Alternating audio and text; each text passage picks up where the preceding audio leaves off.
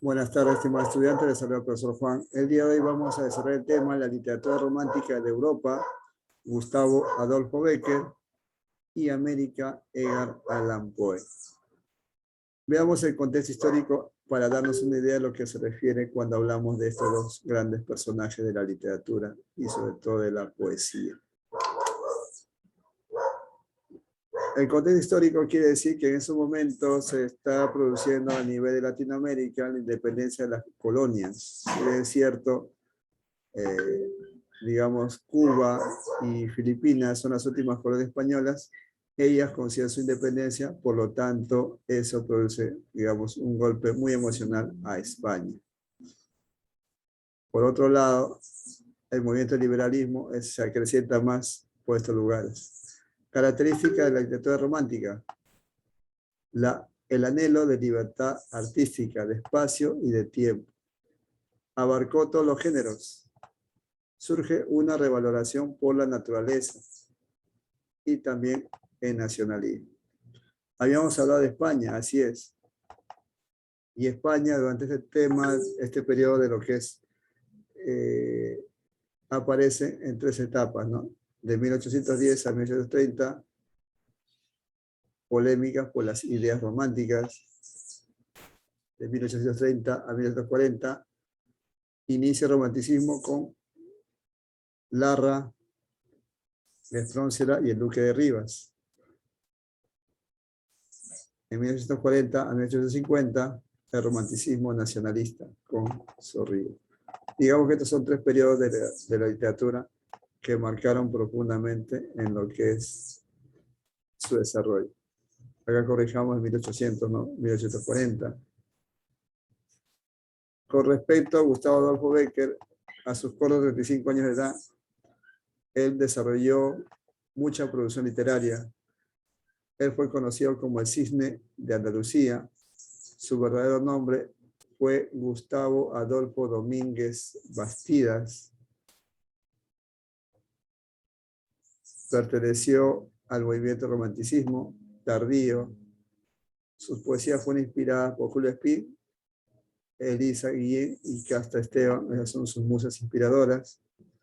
Considerado el segundo poeta amoroso español.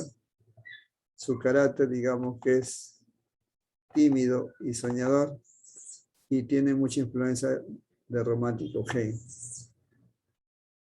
Él también era muy bueno en el dibujo y destaca su gran técnica en ello y su mundo interior. Entre lo que es sus obras, rimas, reúne alrededor de 79 poemas de forma sencilla,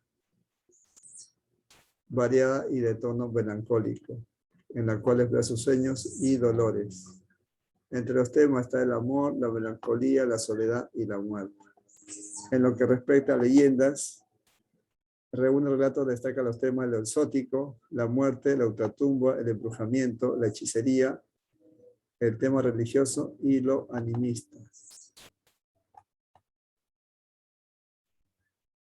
Cartas desde mi celda,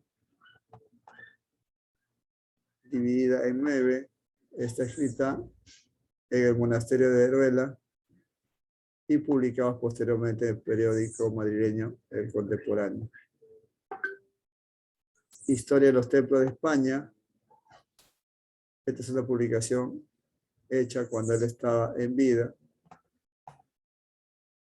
En lo que refiere a las rimas, es una recopilación de 91 poesías de los diarios contemporáneos, el Museo y la Ilustración de Madrid. Presenta una sujeción de métrica en decasílabos. Cuando hablamos de decasílabos quiere decir 11 sílabas, heptasílabos 7 y a veces combinaciones entre ambos. Sus versos son cortos y con rima asonante. Y los temas referidos a esta creación literaria fueron la fuerza creadora, la pasión frustrada, el deseo amoroso, aparición súbita del sentimiento amoroso y el amor platónico. Esto es lo que respecta a sus dos obras más importantes de él.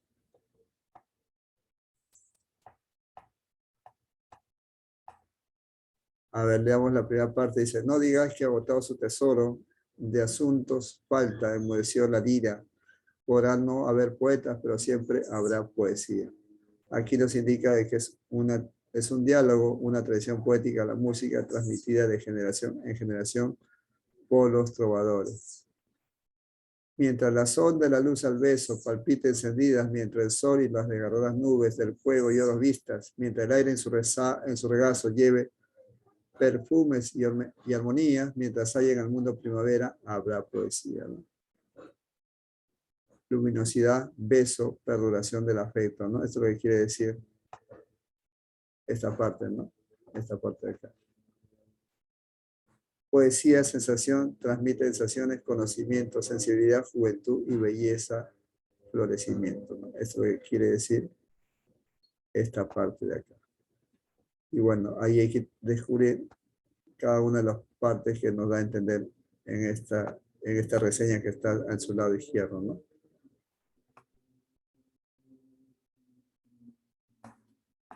Ahora vayamos a ver a Edgar Allan Poe. Edgar Allan Poe es el maestro de suspenso.